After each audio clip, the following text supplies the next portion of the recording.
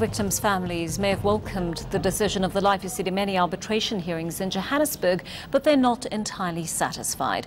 Retired Deputy Chief Justice Dikgang Moseneke ordered the state to award each family at least R1 million in compensation for shock, physical trauma and reckless breaches of the Constitution. But the families are planning to push ahead with criminal proceedings against those responsible for the tragedy. Let's talk to Christine Nxumalo from the Life Esidimeni Family Committee. Christine, thank you so much for coming into studio to talk to us. We've given you 24 hours to digest this news in the hope that maybe you'll be able to get a sense of how others around you, families around you, are feeling as well. But how is your family dealing with what Judge Moseneke handed down yesterday? Well, to be honest with you, since the news yesterday, we haven't been able to literally just sit down and have a moment because we've been running back and forth, attending to interviews and answering questions. So I only got to sit down at about 9 o'clock last night, literally, and just try and have supper. But this morning, when I got home, my son literally just gave me a hug and thank you, Mom, thank you. Because my niece also passed away last year, so because they were very close, really felt it. So I think for him, this was, I think, a sense of, at least something was done and it wasn't in vain type of thing. And my daughter actually went with me to the session yesterday.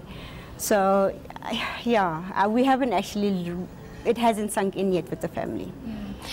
Christine, because you were so personally involved and this was part of the trauma of your family, how important was it for you to be part of that family committee, to take a stand against what happened?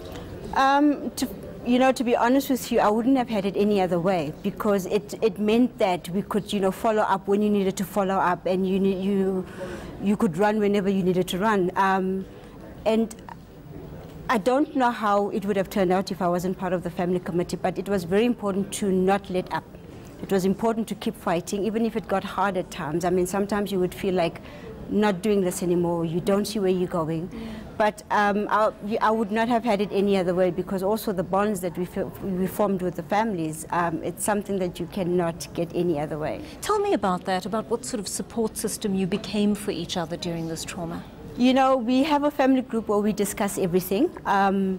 Yes, like with any family, you would have one or two people that you just don't get along with, or you just don't see eye to eye with.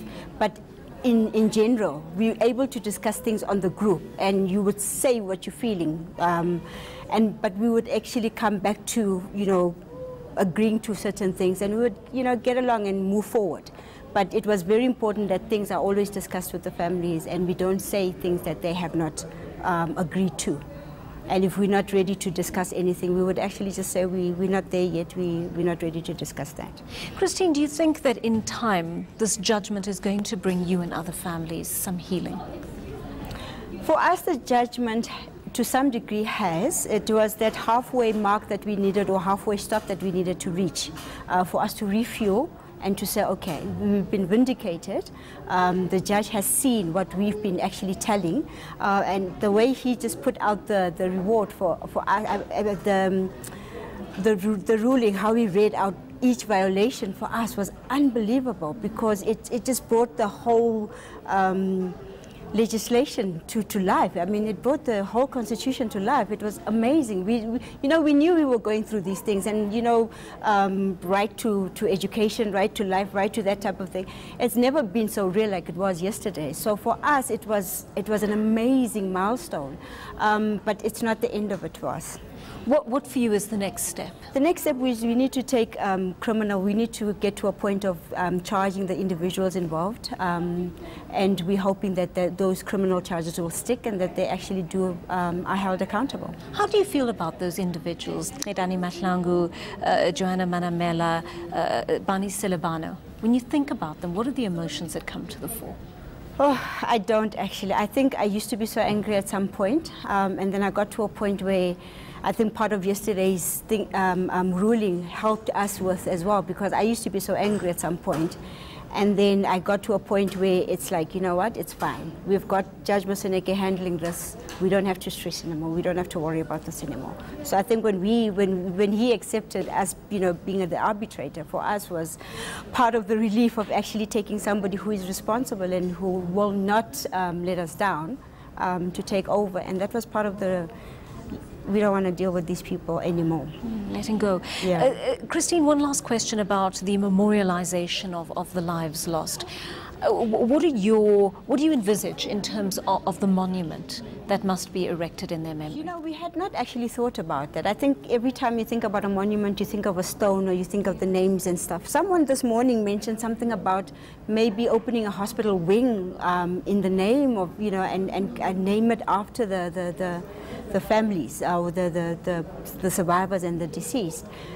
And I thought that was actually quite brilliant, because it would be a living, it would be something that's actually working and make it part of a change. But as families, we have not discussed it. So it was just, you know, I think ideas are coming forward and people are actually putting through ideas, and I think it's interesting. But as families, we have not really, we knew it was going to come, but we just have not had that opportunity to discuss it yet. Well, in a year we'll see exactly what those ideas to, have crystallized into. Thank you so much for coming to talk to us, Christine, throughout the ordeal and at this point. And we're so glad that you have some measure of closure. If it wasn't for the media, I don't think that we would actually be here. So a great thank you to you guys as well for actually helping us with this. Thanks so much, Christine. Thank you for talking to us. Christine